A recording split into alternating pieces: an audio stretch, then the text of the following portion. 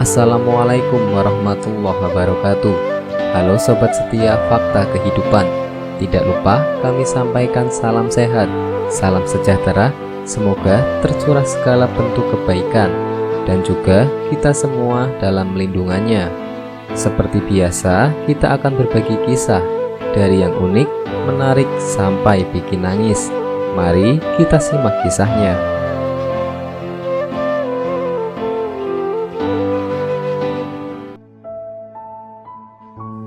Malam ketika arwah ibuku datang untuk menenangkan anakku.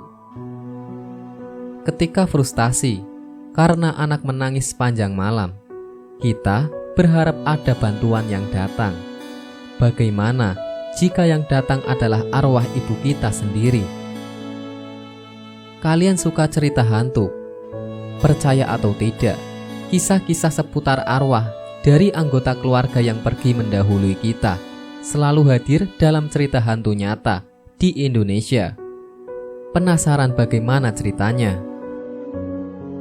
Seperti cerita yang dikisahkan oleh ibu lewat blogger.com. Pada malam ketika arwah ibunya datang dan membantunya menenangkan anaknya yang menangis semalaman. Berikut kisahnya. Ini adalah salah satu dari malam yang membuat patah hati. Menjadi ibu itu sulit. Tidak ada yang meragukannya. Beberapa hal bisa menekan kita hingga ke ambang batas kesabaran yang sebelumnya kita tak tahu. Aku tak tahu bagaimana cara ibuku melewatinya dengan 4 anak, atau bagaimana orang tua asuhku melakukannya berkali-kali. Ini adalah salah satu dari malam-malam itu. Mini adalah anak yang mudah tidur. Dia suka pergi tidur sendiri di malam hari. Dia juga sangat rewel. Di siang hari, dia juga dengan senang hati akan tidur siang.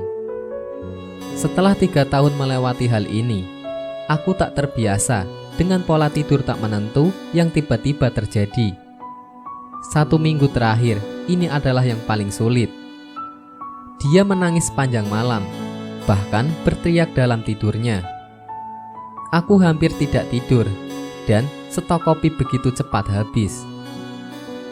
Setelah mencoba menenangkan Mini selama 2 jam pada suatu malam, aku duduk di sofa dan hanya menatap kosong ke depan.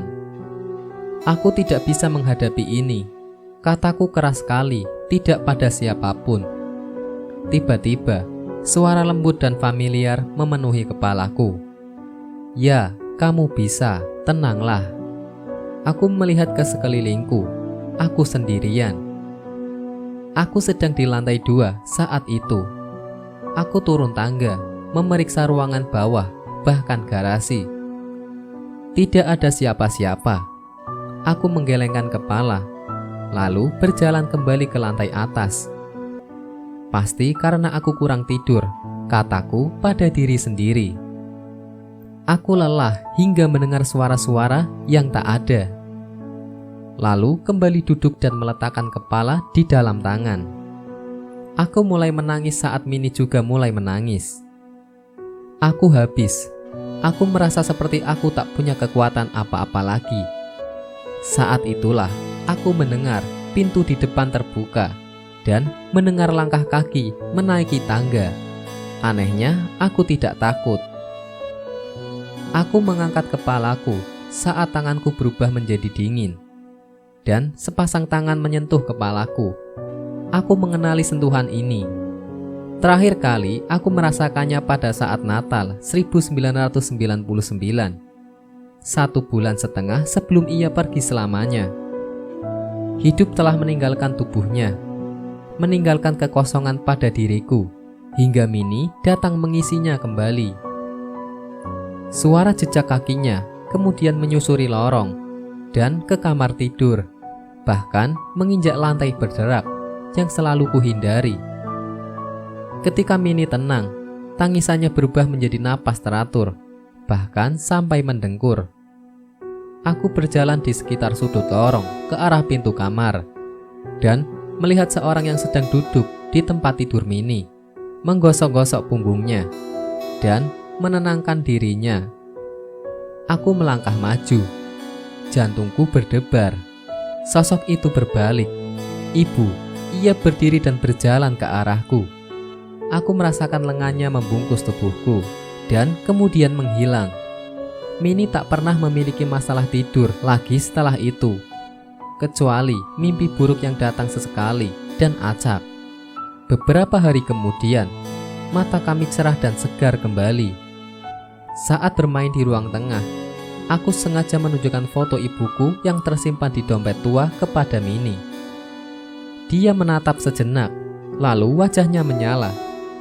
"Itu nenek," katanya dengan penuh semangat sambil tersenyum. Aku membeku.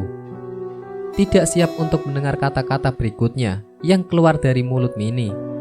Kata-kata yang tidak pernah kudengar lagi dalam 10 tahun.